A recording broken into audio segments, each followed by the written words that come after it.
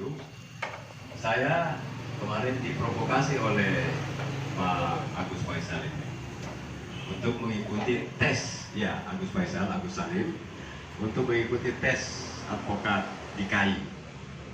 Jadi saya pun ya sudah, karena ini juga bagian yang bisa menjadi alat berjuang kita semua dalam menegakkan keadilan, saya pun ikutlah.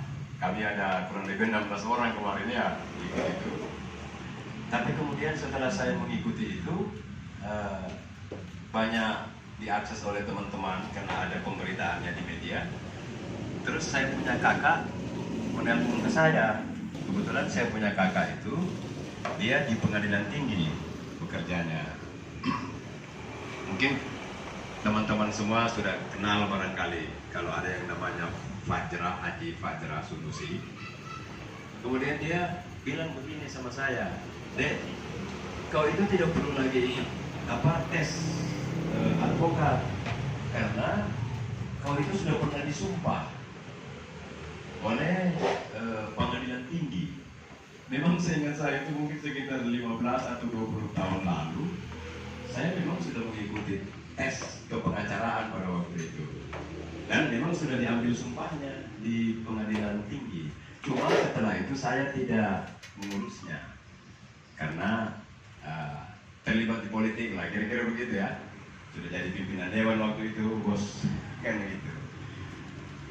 Itu saja supaya teman-teman juga dan saya juga tidak risih ada di sini begitu kan. Tapi jujur saja, saya tidak punya pengalaman berada di wilayah pengadilan begitu. Nah, oleh sebab itu ketika Pak Agus Faisal menyampaikan ini, saya tergoda kembali gitu kan. Saya tergoda, saya bilang, Gus, saya pasti datang. Nanti saya dikoni, saya minta izin sama ketua, saya bilang saya hadir di sana. Saya tangkap di ujung-ujung saja ini. Kita ada di sini ini, tapi sekedar ilustrasi awal juga. Tadi malam saya dikontak sama teman. Dia bilang, "Pak Rifin, anak saya itu mau cerai, anaknya perempuan, kan? Terus bagaimana Pak Rifin? Karena anak saya ini mendapat perlakuan KDRT dari suaminya." Makanya saya bilang, "Ya udah, kamu Wi," teman saya dia guru SMA 1 ya. Dia bilang, "Wi, kamu anu saja pakai pengacara atau advokat." Terus dia bilang begini, "Waduh, mahal." Jadi ini persoalan, salah satu persoalan mungkin ya. Jadi yang terbayang pertama dalam kasus ini, dia bilang mahal. Jadi saya bilang mahal itu relatif. Saya cuma bilang begitu aja. Mahal itu relatif, bergantung pada situasi dan kondisinya.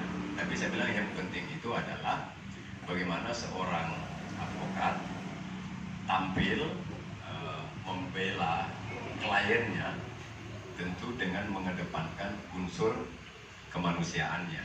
Kira-kira begitu saya memberi advice kepada dia. Kenapa ya? Kalau gitu siapa? Nah, yang terbayang di kepala saya tadi itu, tadinya saya berpikir Agus Faisal.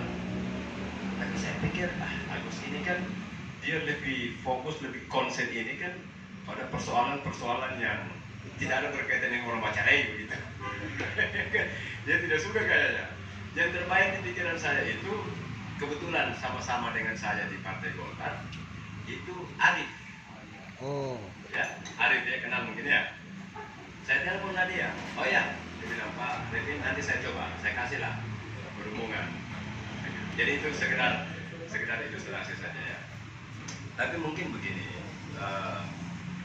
di depan kita hari ini ada begitu banyak ketidakadilan, kira-kira begitu ya, yang terpampang di depan kita semuanya. Kan? Keadilan itu boleh bermacam-macam, kan? Baik ketidakadilan yang dirasakan secara personal, kelompok, baik keadilan lingkungan, ketidakadilan lingkungan, ketidakadilan berusaha, ada UMKM, ketidakadilan perampasan hak atas tanah misalnya, lingkungan, banyak sekali. Ketidakadilan ekonomi, kesejahteraan, banyak sekali. Dan oleh sebab itu, tentu saja teman-teman sudah tahu semua apa yang harus dilakukan oleh seorang advokat. Apa yang harus dilakukan oleh seorang advokat berkaitan dengan semuanya itu. Ada ketidakadilan di depan kita. Bagaimana kita meresponnya? Ya, meresponnya bisa secara personal, kan begitu. Bisa juga secara kelembagaan. Kalau secara personal, ya tentu akan berbeda sekali ketika kita meresponnya secara kelembagaan. Apalagi hal-hal teknis tadi saya menangkap sedikit dari abang ini.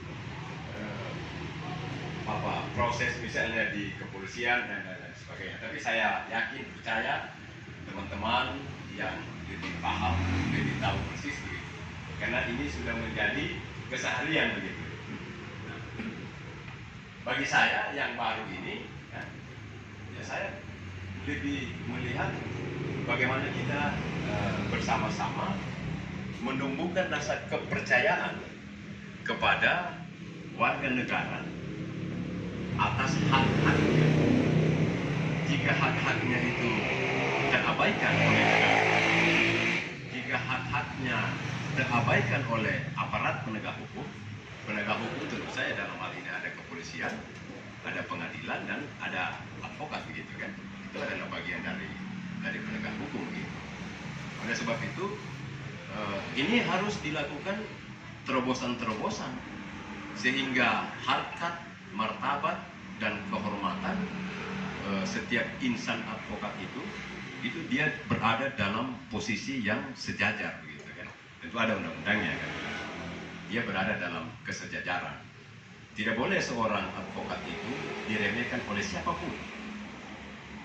Karena kalau sesama advokat sudah saling meremehkan, terus misalnya sahabat kita di sana dari unsur kepolisian juga meremehkan, kalau di pengadilan, jaksa misalnya, itu relatif semua adanya, kan begitu. Nah, saya kemarin pernah bicara sama Pak Agus Faisal.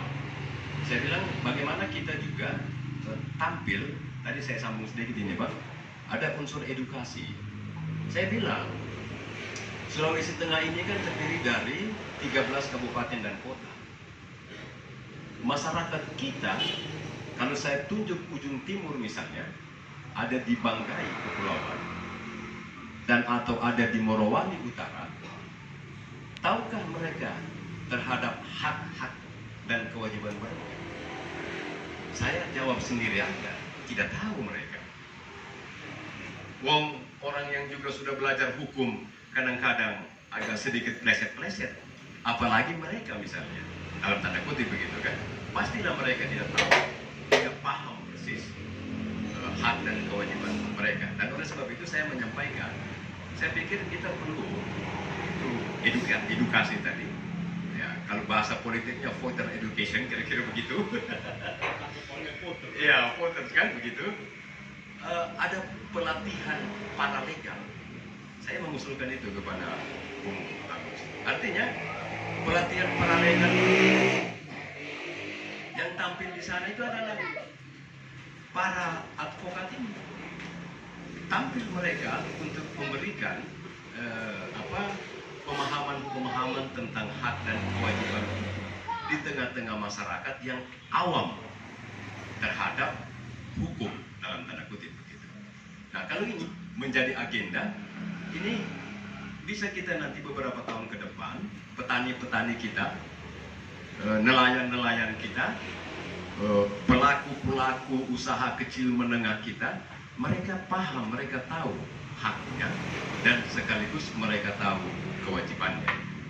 Nah, kalau mereka sudah tahu persis, kalau ada masalahnya, mereka juga tahu kemana mereka memperjuangkan dan atau mendapatkan keadilannya.